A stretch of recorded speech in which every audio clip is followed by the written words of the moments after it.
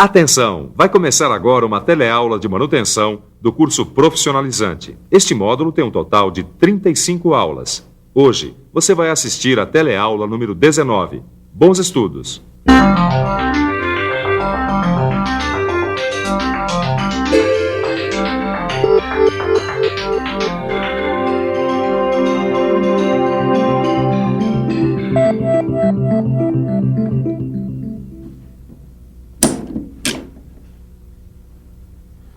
Eu estava aqui desmontando esse conjunto mecânico e encontrei alguns rolamentos com defeito.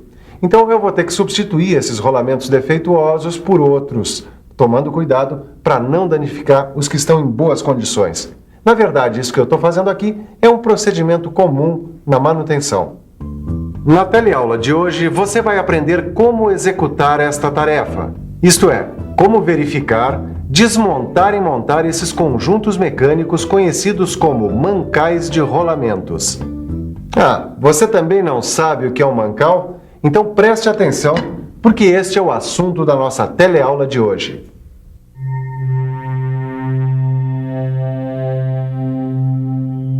Alguns eixos e os rolamentos são elementos girantes de uma máquina. Esses elementos, para funcionarem, necessitam de um suporte de apoio que tem o nome de mancal. E os mancais se dividem em dois tipos, os mancais de deslizamento e mancais de rolamento. Nessa e na próxima teleaula, você vai conhecer os mancais de rolamento. Este aqui é o mancal de rolamento.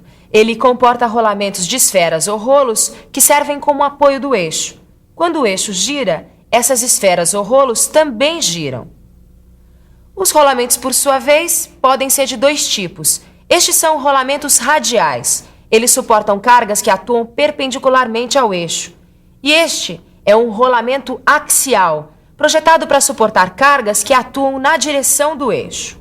Mas agora que você já sabe alguma coisa sobre os tipos de mancais e os tipos de rolamentos, está na hora de ver um pouco desse conhecimento aplicado na prática.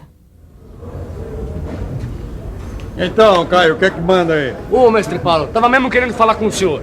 Olha só, eu tô começando agora a trabalhar com rolamentos e uma coisa que eu não consigo entender é como é que a gente consegue verificar as condições de um rolamento. Esse tipo de verificação é feita pelo tato e pela audição. Olha, eu gostaria de aprender mais sobre esse assunto. Será que o senhor podia me dar algum tipo de exemplo? Se você precisar verificar o processo de giro, gire o rolamento lentamente com a mão. Se o movimento for produzido com esforço ou se ocorre de modo desigual, é que o rolamento está apresentando algum problema. Para fazer a verificação pela audição, você tem que fazer o rolamento funcionar com um número de rotações reduzidas. Aí, dependendo do ruído produzido pelo rolamento, você pode deduzir se está com defeito. A verificação pelo ouvido pode ser melhorada utilizando-se um estetoscópio eletrônico. Colocando-se a haste de contato sobre o mancal, tem-se os ruídos produzidos pelo rolamento amplificado, sendo assim mais fácil de identificá-los. Antigamente, esta verificação era feita com uma chave de fenda ou bastão de madeira. Mas como é que eu consigo saber pelo som qual é o problema com o rolamento? A prática vai ensinando. Por exemplo, se for um som assim como um zumbido, é porque as pistas do rolamento estão sujas. Se for um som mais forte, bem estrepitoso, é porque as pistas do rolamento estão danificadas ou descascadas. Agora, se for um som metálico, assim tipo um silvo, aí é sinal de uma pequena folga ou falta de lubrificação. Bom, isso até é um ótimo ouvido, né? E é preciso mesmo. Com a prática e a dedicação, a gente vai aperfeiçoando. Mas além do ruído, existe um outro fator importante para se observar as condições de um rolamento. É a temperatura. Você pode fazer isso colocando a mão no mancal do rolamento, ou então utilizando um termômetro digital. E quando a temperatura estiver mais alta do que o normal, ou então estiver variando muito, isso significa que o rolamento tem algum problema. E este problema pode ter diversas causas. Pode ser, por exemplo, por lubrificação deficiente ou até excesso de lubrificação. Pode ser devido a excesso de carga, a presença de sujeiras, início de desgaste ou ainda outras causas. Por exemplo, folga interna muito pequena, rolamento preso axialmente, calor proveniente de fonte externa. Mas é bom não esquecer que após a lubrificação de um rolamento, é normal que aconteça um aumento de temperatura durante 1 ou 2 dias. Mas existem também outros pontos que devem ser verificados, como vedações, o nível do lubrificante e se ele tem ou não muitas impurezas. Agora você já sabe o que precisa fazer para verificar as condições de um rolamento e conhecer se ele apresenta algum problema. Bom, mas uma vez detectado o problema, é preciso realizar uma inspeção mais detalhada das várias partes do conjunto que estão com defeito, sempre lembrando que a inspeção dos elementos mecânicos deve ser feita com a máquina parada para evitar acidentes. Além disso, a inspeção deve ter um método, isso é, ela deve obedecer uma sequência de operações. É bom você ficar um pouco mais por dentro desse assunto.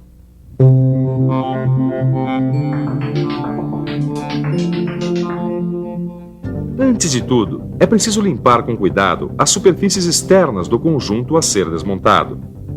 É importante anotar a sequência exata da remoção das peças, que servirá de guia para a montagem posterior.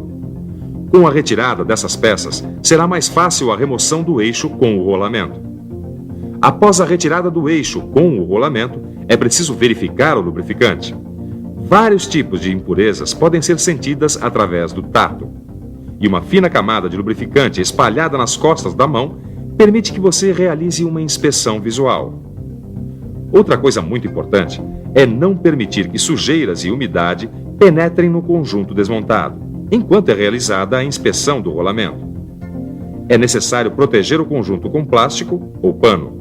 Depois, você deve lavar o rolamento exposto. Essa lavagem deve ser feita com pincel e querosene. Lembre-se, porém, que rolamentos blindados com 2 placas de vedação ou proteção nunca deverão ser lavados. Uma vez lavado o rolamento, é preciso secá-lo com ar comprimido ou pano, mas nunca use estopa, pois os fiapos podem contaminar o rolamento. E no caso do ar comprimido, é preciso ter cuidado para que nenhum componente do rolamento entre em rotação. Tanto na operação de desmontagem quanto na de montagem de um rolamento, é necessário ter vários cuidados. Se um rolamento apresentar problemas, eu vou ter que desmontá-lo, né? Sim, mas antes de você fazer a desmontagem, o primeiro passo é marcar a posição relativa de montagem. Tá bom, e como é que eu faço isso? Uma coisa, você tem que marcar o lado do rolamento que está para cima e o lado do rolamento que está para frente. Outra coisa fundamental é escolher as ferramentas adequadas. Certo, mas digamos que eu tenho que desmontar um rolamento com interferência no eixo. Como é que eu faço?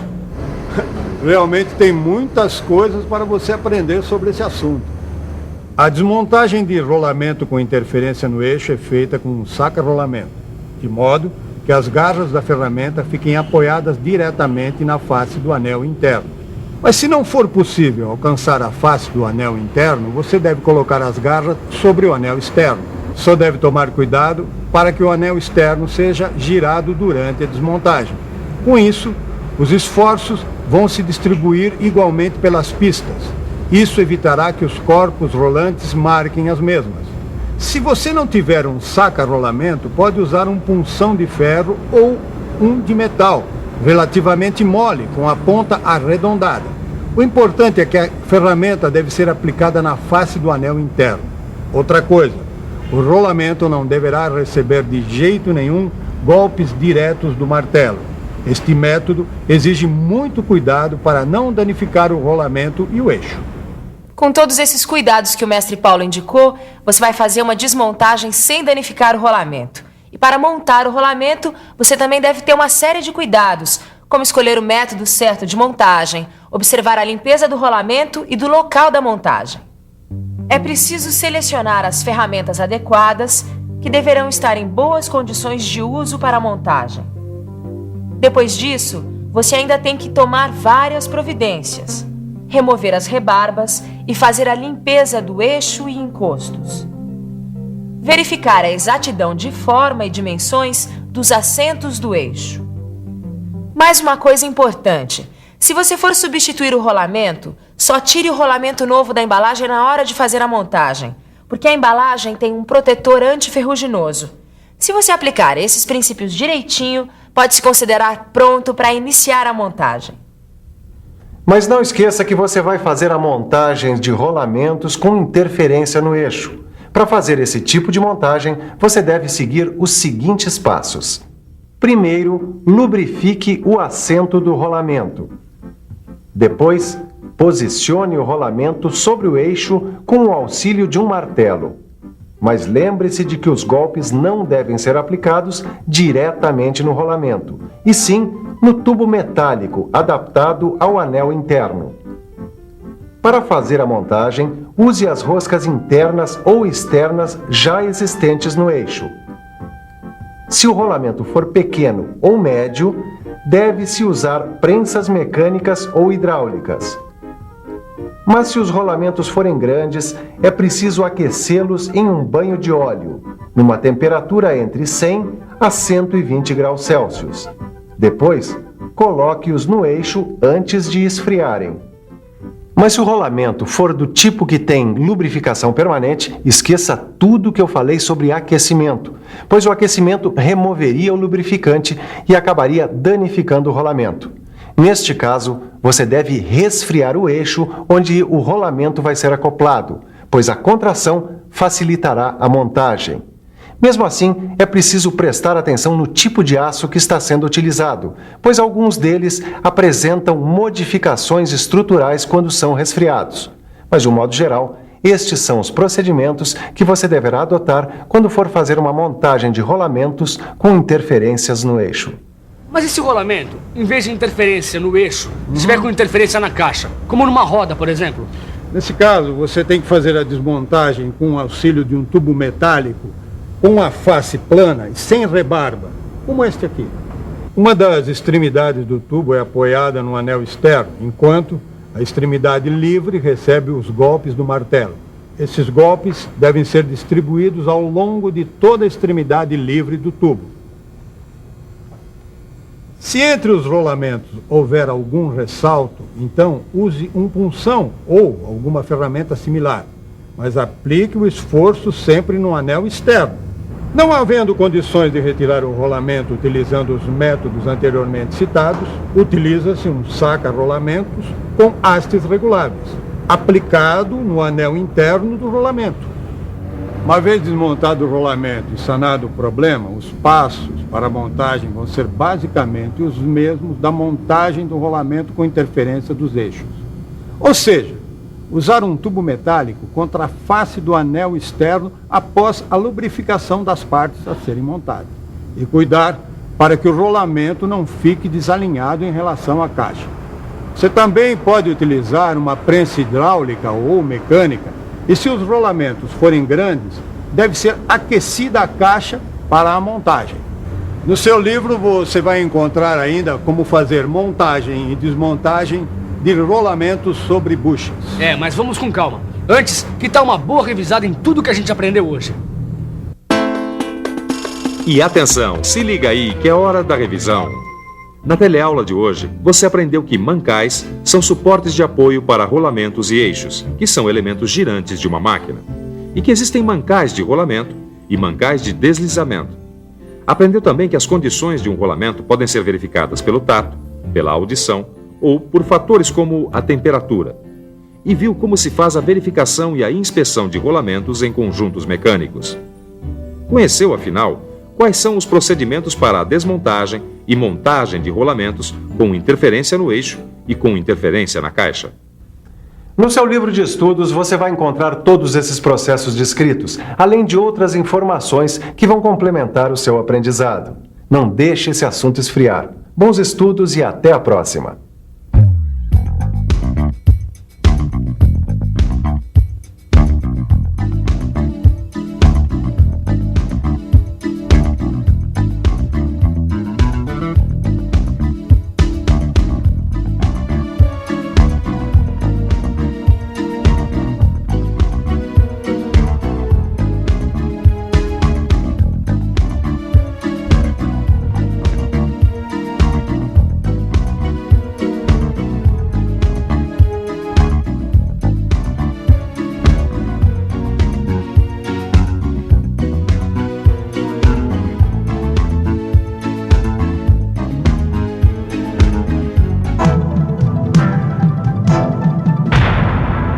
Telecurso 2000, um programa de educação do Sistema Fiesp e da Fundação Roberto Marinho.